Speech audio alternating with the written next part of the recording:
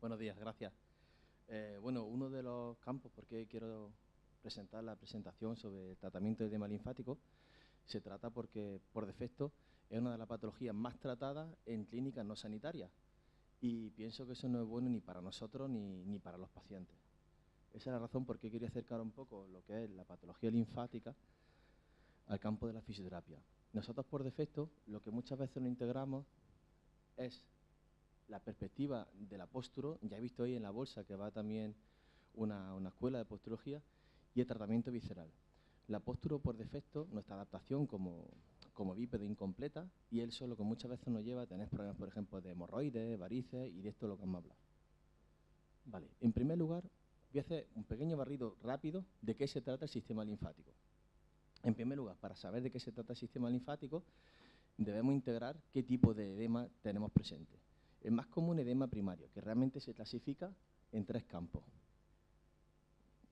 el congénito, antes de un año, precoz y tardío.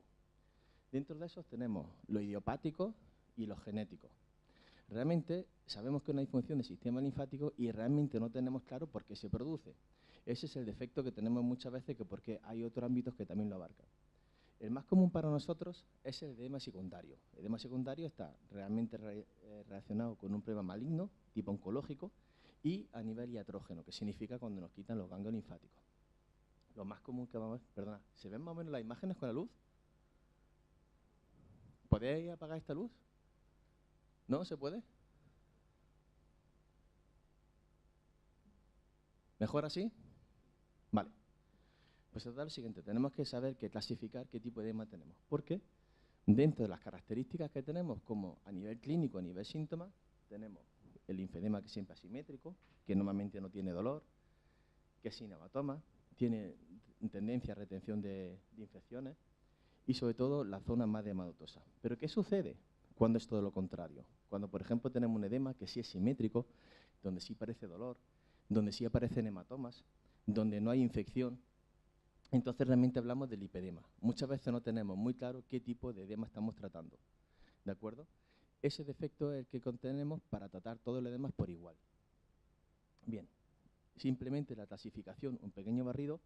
En el linfedema podemos decir que hay 3 estadios en función del volumen: hasta 2 centímetros, de 2 a 6 centímetros y a partir de 6 centímetros. En el lipedema, por ejemplo, tenemos el tipo de tejido, y dentro del tipo de tejido, la acentuación que tiene, tenemos también qué tipo de edema tenemos. El lipedema, para hacernos una idea, y voy un poco rápido por el tiempo, es lo que vemos. El primer tipo, solamente las nalgas. ¿Cuántas mujeres hemos visto que están súper delgaditas, pero tienen, de hecho, a la hora de las cartucheras, más acentuación? Digo las chicas porque el lipedema solamente se acentúa en las mujeres. Luego tenemos el siguiente, que es tipo pantalón de jinete, que solamente va hasta la rodilla. Luego, otro fenómeno, en comparación con el lipedema, que no le abarca el pie, pero tenemos toda la pierna tipo columna. Y luego, el último tipo, menos común, donde también se afectan los brazos y las piernas. Por defecto, dentro de la clasificación del lipedema sabemos que el linfedema es una insuficiencia linfática, el primario de origen desconocido, como hayamos visto, el secundario porque se le han quitado los ganglios linfáticos por la razón que sea, y el lipedema porque hay una mala absorción a nivel de las proteínas. Sabemos que las proteínas o los lipocitos del intestino solamente los pueden abarcar lo que es el sistema linfático. Bien, eso por defecto nos lleva a esta tabla. Esta tabla es lo que nosotros hablamos en el tratamiento del linfedema. Y aquí tenemos lo que es prácticamente todo el tipo de tratamiento que se hace. Y si os dais cuenta, tanto a nivel del primario como del secundario como del lipedema, aquí están sus colores, a todo el mundo se le aplica lo mismo. Y ese es el problema que tenemos. Por eso no nos debe extrañar que en otras clínicas o gabinetes no sanitarios también se aplica, porque prácticamente es el mismo tratamiento para todo el mundo. ¿Qué debemos hacer nosotros para eso? Hacer un buen diagnóstico diferencial. Y este es el problema. Hasta ahora, cuando hemos visto un diagnóstico diferencial, siempre hemos observado que sería un edema primario, porque comparándolo con el lipedema tiene el pie afectado, y también vemos que hay una alteración visceral. Que sería un secundario, ¿de acuerdo?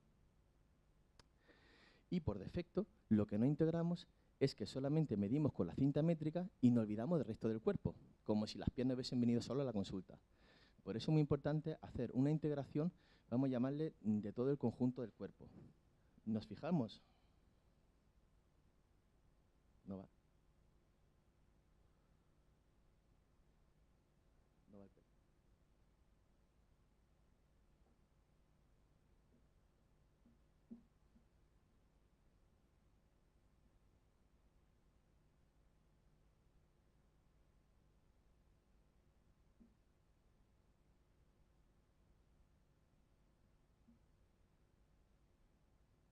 Perdona. Bueno, a lo que yo me refiero, que por defecto lo que no tenemos es un buen diagnóstico diferencial. Entonces, lo que hemos hecho una búsqueda en Medline. Si no, mira.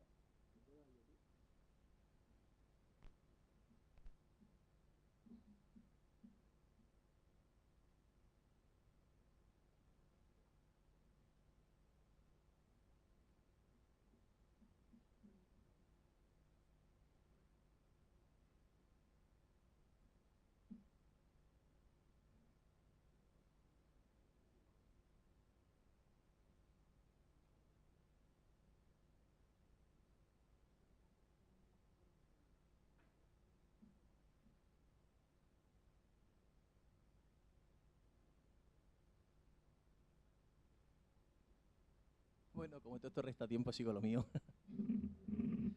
Mirad, uno de los problemas que tenemos es que no hay buen diagnóstico diferencial. Entonces, lo que hemos hecho ha sido una búsqueda a nivel de Medline y PubMed y hemos visto que hay una serie de artículos que sí hablan mucho del linfedema, pero no comparan en función de ningún diagnóstico. Realmente, de los 13.000 y pico estudios que hay, solamente hay 2 que para nosotros son válidos de la clínica, que es lo que voy a enseñar ahora. Donde quiero hacer hincapié que el defecto que tenemos es que todo el mundo se trata por protocolo en el sistema linfático. Por eso un tratamiento a veces desagradecido en el sentido porque siempre prácticamente repitemos lo mismo, ¿no? O sea, a nivel del tratamiento. ¿Qué defecto tiene eso? Que si el paciente no recibe ni un diagnóstico diferencial en función de la patología que tiene y siempre se trata por igual, pues también damos lugar a que otros no sanitarios también puedan hacer ese ejercicio, porque realmente es muy sencillo, el drenaje linfático. El drenaje linfático es una de las terapias más útiles que hay y poco te puede equivocar. En el drenaje linfático manual sí te puede equivocar un poco en el vendaje. ¿Tenéis ya?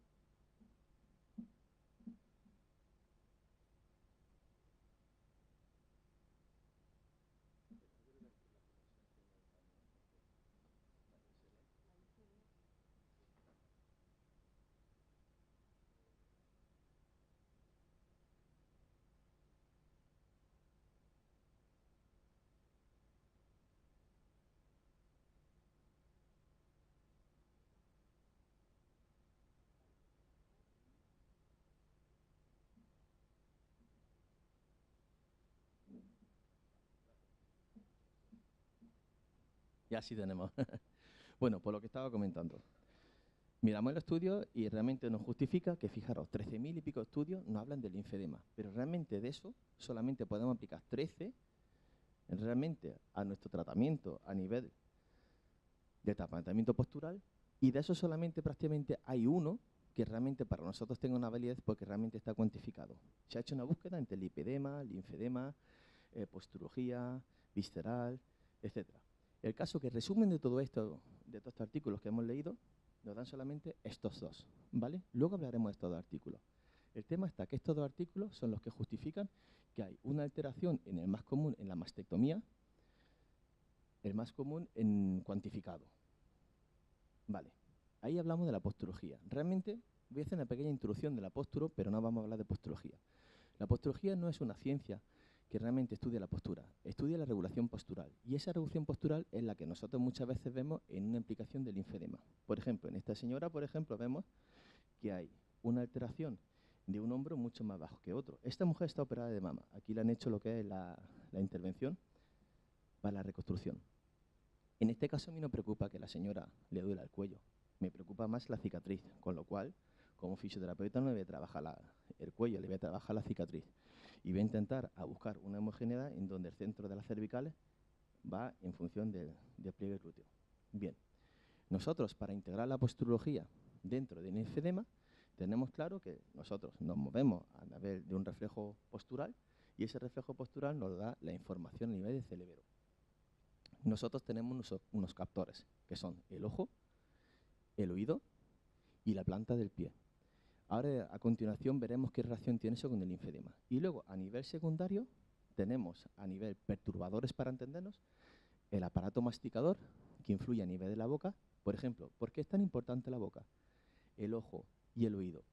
Realmente sabemos que cuando una persona clínicamente está muerta es porque no conserva reflejo giroculocefálico. Es un trastorno neurológico y el que nosotros vemos hasta la cintura.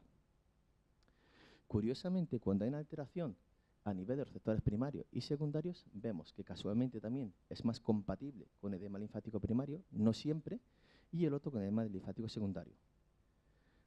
Todas estas imágenes que vais a ver ahora son de pacientes que yo he tratado. O sea, si luego si queréis en el descanso, si falta ahora tiempo, me podéis preguntar. Bien, empezamos con lo que es con la mastectomía en la mujer operada de mama. Hago mucho hincapié porque va a ser el edema más común que vamos a tratar. ¿Por qué? Porque a nivel secundario siempre se implica una gangliectomía cuando interviene en la mama. Y por defecto sabemos que 1 de cada 8 mujeres de esta sala va a aparecer una patología mamaria. Y si padece una patología mamaria y se le quitan los ganglios linfáticos, pues puede aparecer este linfedema.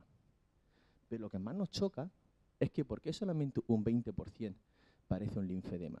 ¿Por qué solamente un 20% de todas las mujeres operadas pueden parecer un linfedema y puede llegar a esta dimensión? Porque no todos los pacientes hacen un linfedema. Esta paciente, por ejemplo, si solamente se hubiese tratado con drenaje linfático manual, posiblemente no hubiéramos llegado a esta evolución en 16 sesiones. Con lo cual muchas veces tenemos que cuantificar el tratamiento que hacemos y por qué lo hacemos. Tenemos que cuantificar el tipo de medida que hacemos y tenemos que comprender o entender por qué el paciente puede llegar hasta esa dimensión.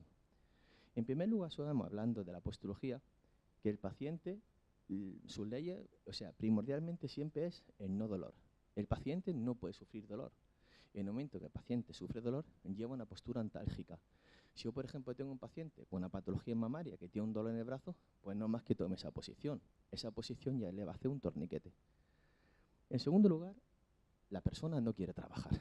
Ninguno queremos trabajar. Quizás por eso siempre estamos evolucionando en buscar herramientas como esta o siempre estamos intentando estar en una evolución. Evolución a veces incompleta, como antes hemos visto a nivel de los trastornos posturales. No sabemos realmente quién le puso la rueda a la primera maleta, pero imagináis hoy en día una maleta sin rueda, llevaría tiempo la maleta inventada o la rueda.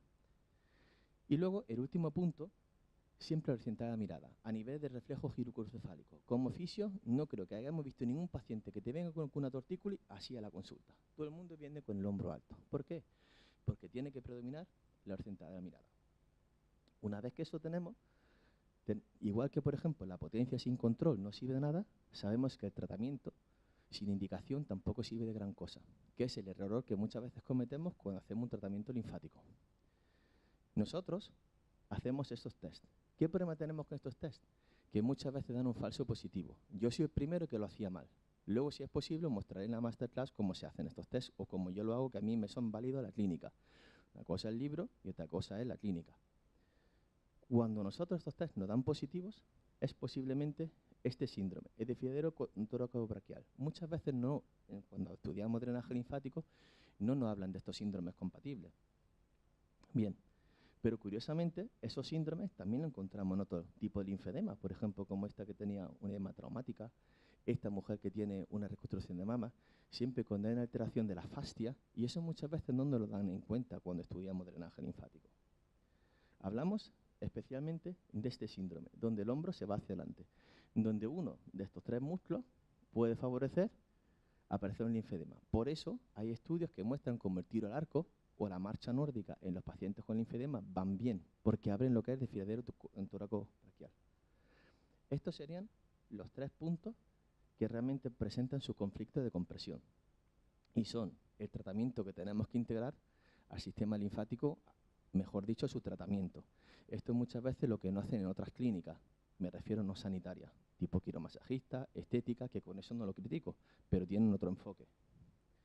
Nosotros tenemos que comprender a través de la anatomía dónde podemos tener un conflicto de compresión el cual debemos de tratar. Bien, ¿os acordáis antes que comentaba algo de un estudio? Este estudio justificaba esto, que cuando una mujer tiene una alteración a nivel de la mama, no presenta un hombro alto, pero sí presenta una torsión. Significa que si me molesta la zona operada, me llevo el hombro hacia adelante. Pero para no andar en aquella dirección, tengo que contractar con la pelvis.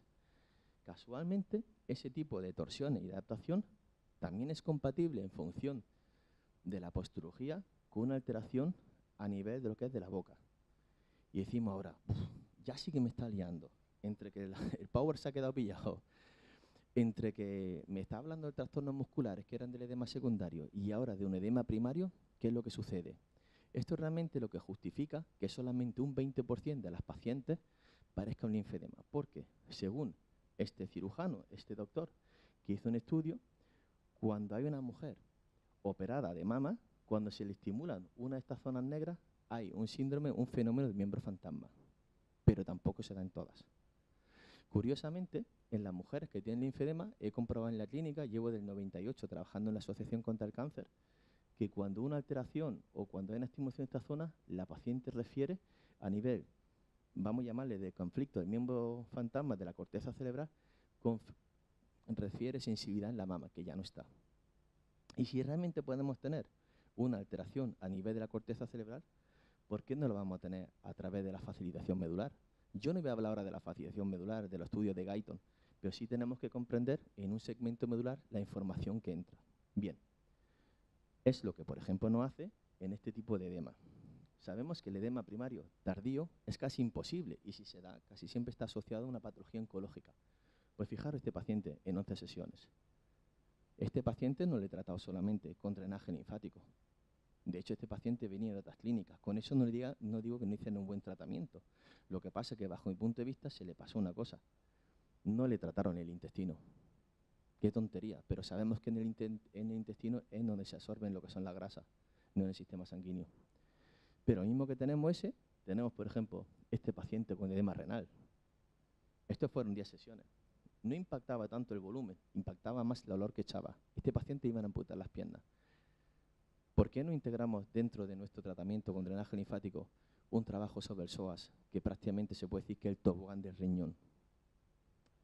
Pero no solamente tenemos a nivel del edema secundario, también tenemos edema primario. Por ejemplo, ¿qué creéis que esta paciente la ha hecho evolucionar tanto en 5 sesiones?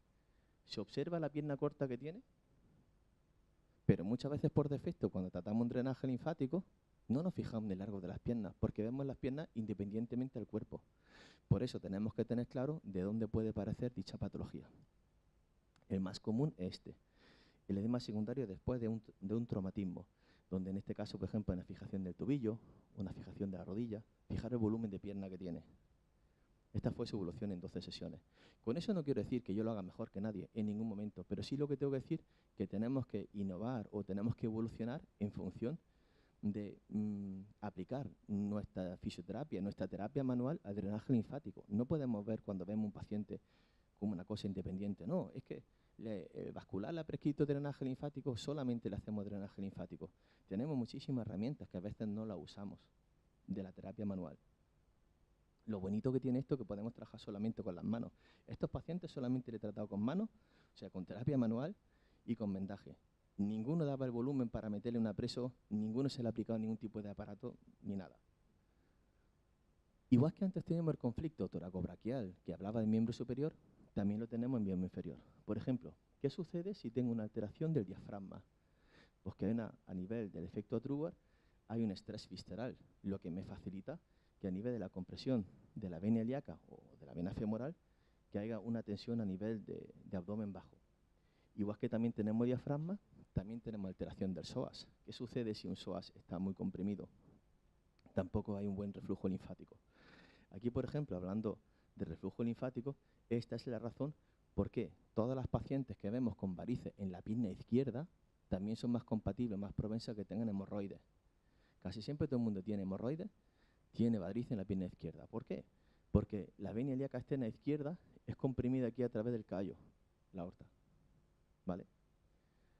En fin, ¿cómo aplicamos eso en la clínica hablando del miembro inferior? En primer lugar, tengo que tener claro si el paciente tiene una pierna corta o no la tiene corta. Luego veremos lo que es la falsa pierna corta, la verdadera, el lío ese, pero no es tan difícil, es muy sencillo. Tengo que tener claro si hay una base sana hablando de la biomecánica. Si el paciente tiene una alteración biomecánica, antes de tratarle con un tipo de drenaje linfático, tengo que restablecer ese equilibrio. En segundo lugar, sabemos que el linfedema más bien se produce al trastorno de la marcha, con lo cual tengo que tener claro si su biomecánica es buena. Tengo que tener claro si hay una alteración biomecánica a la hora del patrón de la pisada. Si el paciente me tiene un pie muy plano o tiene una pierna con un gran valgo, tengo que reforzar esa rodilla y ese pie. A unas malas con ayuda del podólogo. ¿Tendremos que ir al paciente? Pues posiblemente sí, porque si no nuestro tratamiento va a ser insuficiente. No hacemos solamente hincapié en el tratamiento del edema linfático. ¿Tiene tiempo? Vale. Nosotros tenemos que integrar eso porque igual que, por ejemplo, un drenaje linfático con un vendaje manual, si no tengo una buena biomecánica del patrón de la marcha a nivel del pie, el paciente tiene tendencia a retener líquido. En el último punto, tenemos que intentar a integrar mi sistema postural fino. Antes he hablado del ojo, del oído, de la boca y de la planta del pie. Esa integración a nivel de la corteza cerebral y a nivel del segmento medular me va a dar lo que es un tipo de trabajo. Si yo, por ejemplo, hago un viaje muy largo en autobús, es de lógicamente que se me inflamen las piernas. ¿Sí o no? La mayoría de las personas le pasa eso. ¿Qué tenemos que hacer lo primero cuando vemos un paciente en nuestra clínica? En primer lugar, tenemos que ver si el captor visual, como en este caso, si puede estar alterado, facilitando, en este caso, lo que es un ojo vago. Un ojo vago siempre va a llevar a la torsión del paciente. El ojo es un poco desconocido en la fisioterapia. A pesar de tener muchos compañeros con problemas visuales, nosotros los fisioterapeutas muchas veces no tratamos mucho el ojo. Por lo menos cuando yo me formé en su año, a mí de eso no me enseñaron mucho. Es muy importante tener un buen diagnóstico diferencial a nivel de los captores visuales. Por defecto, siempre a nivel de los captores visuales, siempre nos fijamos en una visión central y monocular, como cuando te ponen las gafas, y nos olvidamos de la visión periférica y binocular. Esa visión puede estar alterada también por el tema de la boca. Sí vemos que cada vez está más de moda, en ciertos famosos, que llevan una férula de descarga. Este test es un test muy sencillo, donde nosotros podemos ver si a través de un mal anclaje a nivel de una mala cúspide, que hay una alteración a nivel del sistema vestibular. Igual que un ojo, imaginaros que tengo un ojo vago, si yo con este ojo no veo, por lo normal que incline la cabeza. Pero para no andar en esa dirección, al final inclinaría la cabeza un poquito. Con el tema del oído y de la boca sucede más o menos igual. Hay torsiones contralaterales, que es las que hemos visto antes en la patología mamaria.